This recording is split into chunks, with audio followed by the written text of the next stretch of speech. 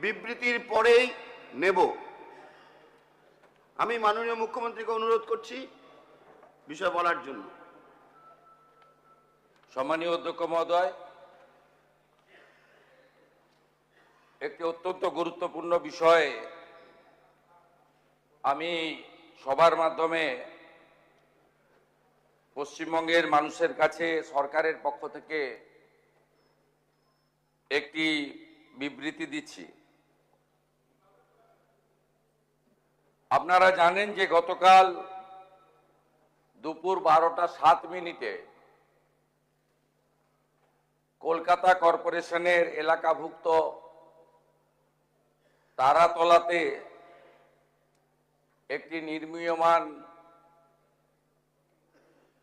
Building ভেঙে পড়ে একটি মর্মান্তিক বেদনাদায়ক ঘটনা ঘটেছে।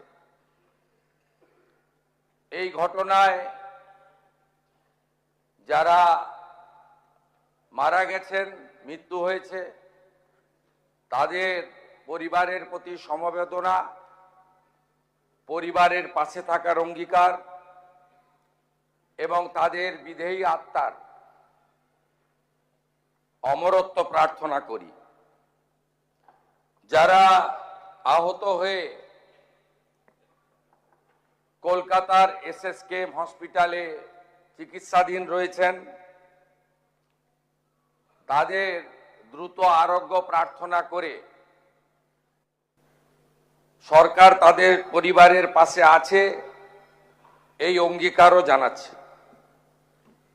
আমাদের উদ্ধার কার্য যা গতকাল ঘটনা ঘটার 30 মিনিটের মধ্যে শুরু হয়েছিল, প্রথমে কলকাতা পুলিশ, ফায়ার ব্রিগেড এবং স্থানীয় জনগণ হাত লাগায়। সময় যত গেছে তার সাথে সিভিল ডিফেন্স, এনডিআরএফ, আর্মি সবাই মিলে একযোগে উদ্ধার কার্যে হাত লাগায়। সেই উদ্ধার কার্য এখনো চলছে, সমাপ্ত হয়নি। সরকারের পক্ষ থেকে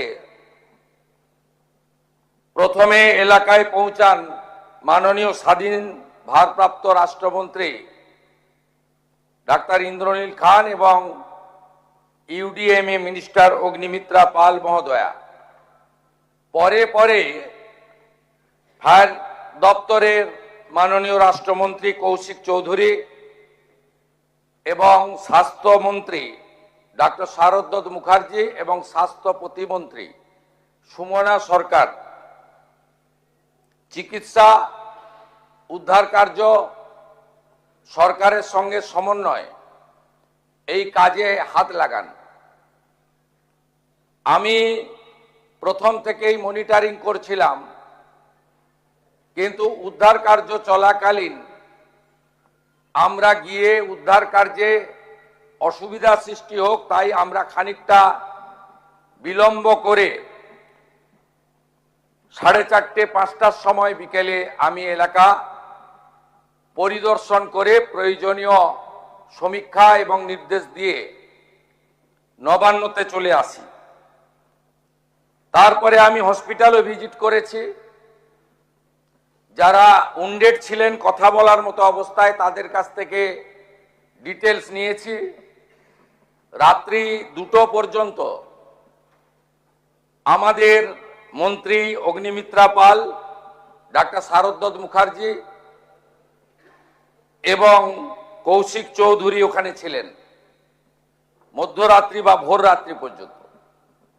মুখ্য সচিব মনোজ আগরওয়াল, স্বরাষ্ট্র সচিব সংঘমিত্রা ঘোষ এবং কলকাতা পুলিশের নগরপাল, কেএমসি কমিশনার, ফায়ারের প্রিন্সিপাল সেক্রেটারি যিনি ইউডিএম-এরও অলসো, সিভিল ডিফেন্সের আধিক প্রিন্সিপাল সেক্রেটারি রাজেশ সিনহা এবং এডিজি র্যাঙ্কের পদমর্যাদার আধিকারিক সাউথ 24-এর ডিএম, তারা ভোর 3টে পর্যন্ত স্পটে ছিলেন। এখন অবধি মোট 29 জনকে উদ্ধার করা গেছে, যার মধ্যে 9 জনকে মৃত ঘোষণা করা হয়েছে। 5 জনের পোস্টমর্টম করে দেহ পরিবারেরকে হস্তান্তর করা হয়েছে, বাকি 4টি আন্ডার প্রসেস। 20 জন চিকিৎসাধীন রয়েছে, তার মধ্যে আউট অফ ডেঞ্জার অর্থাৎ স্টেবল রয়েছেন 15, গুরুতর রয়েছেন 4, আর একটু আশঙ্কাজনক আছেন আরো 1। এই জায়গায় আমাদের উদ্ধার কার্য যারা করছেন এনডিআরএফ এবং আর্মির লোকেরা আরো কয়েকজনের সংখ্যা অল্প হলেও থাকার কথা একটু আগে আমাদের জানিয়েছেন। আমরা চিকিৎসার দায়িত্ব নিচ্ছি এবং আমরা ঘোষণা করছি রাজ্য সরকারের পক্ষ থেকে মৃতদের পরিবারকে আবারও বলি, অর্থ দিয়ে মৃত্যুর ক্ষতিপূরণ হয় না, এটা স্বীকার করেও দায়িত্বশীল সরকার তার দায়িত্ব পালনের জন্য অঙ্গীকারবদ্ধ। 10 লক্ষ টাকা করে আমরা মৃত পরিবারকে আমরা আর্থিক সাহায্য এবং গুরুতর আহতদেরকে 1 লক্ষ, আহতদের সকলকে 1 লক্ষ টাকা করে আমরা ক্ষতিপূরণ দেওয়ার ঘোষণা করছি। এই যে মাননীয় চিফ হুইপ অপোজিশন আমি বলার আগে উঠে পড়েছিলেন, সম্মানীয় আখরুজ্জামান সাহেব, আপনি একটু কেয়ারফুলি শুনুন যে কটা লোক আছেন আপনারা। এই বিল্ডিং প্ল্যানটা জানুয়ারি মাসের 17 তারিখ 26-এ আপনারা দিয়েছেন। এখানে সব বের করেছি আমরা। আপনাদের পাপের ফল, সব জায়গায় টাকা নিতে নিতে এই সিটি অফ জয়কে এবং বৃহত্তর কলকাতাকে মৃত্যুপুরীতে আপনারা পরিণত করেছেন। একাধিক ইনসিডেন্ট, গার্ডেন রিচ থেকে শুরু করে শিক্ষা নেননি, সংশোধন করেননি, কোন উদ্ধার কার্যে এনডিআরএফ এবং আর্মিকে কোনোদিন ডাকেননি। গার্ডেন রিচের ধ্বংসস্তূপে আপনার জেলা মুর্শিদাবাদের যারা হাত খুলে মমতা ব্যানার্জিকে ভোট দেয় মুসলিম, তাদের 14 জন চাপা পড়ে মারা গেছিল, একজনকে উদ্ধার করতে পারেননি আপনারা জীবিত। আমরা এটা নিয়ে রাজনীতি করব না, কিন্তু কি করেছেন আপনারা? একটাকেও তো ছাড়ার কোনো সিন নেই। আপনার প্রাক্তন মেয়রের সই আছে এতে, কাউকে ছাড়া হবে না। আপনার ইঞ্জিনিয়ার যাদের নাম আছে, it is found that Sri Aminur Sheikh, Sub Assistant Engineer, Sri Nirmalendu Sardar, Assistant Engineer, Sri Ranjan Das, Executive Engineer, has not discharged their duties and responsibilities in respect of the instead premises. আমরা পুরো fact finding বের করেছি, কোনো ছাড়াছাড়ির scene নেই। আমরা এখনো পর্যন্ত 5টাকে arrest করেছি। গুলজার হোসেন, সুপারভাইজার অফ আসগরকেও খুঁজছি। যদি নিচে চাপা পড়ে থাকেন আলাদা কথা, আমি চাইবো জীবিত বেরোক। কি করে এইসব লোক এই জায়গাগুলোতে ঢোকে বের করতে হবে। অ্যারেস্ট হয়েছে Gulzar Hossain, supervisor of Asgar, Kamal Samanta, iron structure fabricator, Shambhunath Behera, lessee of land, Dibakar Bhandari, labour supplier cum Trimex contractor, Abdul Hamid, broker for sanction plan for KMC.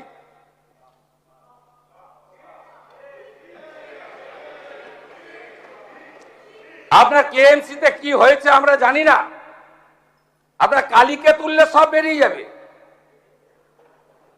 Kolkata কর্পোরেশনে Kali না বললে কোনো প্ল্যান হয় না। আর Kali appointed by Camac street, সবাই জানে। আর এই কালী বাইপাসের পাশে আপনাদের তৃণমূল ভবন বানাচ্ছে 200 কোটি টাকা দিয়ে, আর এখান থেকে টাকাটা তুলে ওখানে পাঠায়। আমরা সব জানি, সব বের করেছি আমরা। এফআইআর হয়েছে, আরো ব্যবস্থা নিচ্ছি। ইনসিডেন্ট রিপোর্টে আমাদের প্রথমেই হ্যাটসঅপ জানাই ইন্ডিয়ান আর্মি। তারা 215 জন জওয়ানকে দিয়েছিলেন। আমি এবং মুখ্য সচিব আলোচনা করে দুটোর সময় সিদ্ধান্ত নিই, এই যে ভারী বিম, এ কাটার কোনো মেশিন রাখেননি আপনারা। আপনাদের সরকার 15 বছরে অনেক কাণ্ড করেছেন। লোহা কাটার মেশিনটা পর্যন্ত কেনেননি। কেন এই ক্ষতিটা করে দিয়ে গেছেন বাংলায়? কোন আধুনিক যন্ত্রপাতি নেই, কোন পেশাদার টিম নেই। আর্মির 215 পার্সোনাল এসেছেন এবং বিশেষ করে বিহার রেজিমেন্ট, তারা সমস্ত মডার্ন ইকুইপমেন্ট নিয়ে এসে হাত লাগিয়েছেন বলে 20টা লোককে জীবিত বের করতে পেরেছি। ওই লোহা পড়লে কেউ বাঁচে না। ন্যাশনাল ডিজাস্টার রেসপন্স ফোর্স, এরা তো ভগবানের দূত হিসেবে কাজ করেছে। এদের 4টে টিম, তারা এখনো না খেয়ে না দেখে না সারা রাত্রি জেগে কাজ করেছে। সিভিল ডিফেন্সের একটা কুইক রেসপন্স টিম আর 2টো কিউআরটি টিম 26 মেম্বারের, তারা এখনো পর্যন্ত কাজ করে চলেছে। আমি তাদেরকে ধন্যবাদ জানাবো। Fire and emergency service 6 fire engine, 36 personal, Kolkata municipal corporation, health, building, solid waste management, lighting এবং ইকুইপমেন্ট এন্ড লেবার, এরা ফুল ফেজেড কাজ করেছেন, কাজ করছেন। Shyamaprasad Mukherjee port, Kolkata KOPT, DMG Kolkata police, এরা সবাই মিলে একযোগে এই কাজটা করেছেন এবং করছেন। South 24 DM, health department, KMDA also, তারাও আমাদের অল টুগেদার সবাই মিলে একটা টিমে সাপোর্ট করেছেন। এইটা দেখুন মাননীয় ফিরহাদ হাকিমের সই। দেখুন, দেখুন আপনারা কিভাবে স্ট্রাকচারে ডিফেক্ট থাকা অবস্থায় ফল্টি প্ল্যান অ্যাপ্রুভ করেছেন। এবং এখানে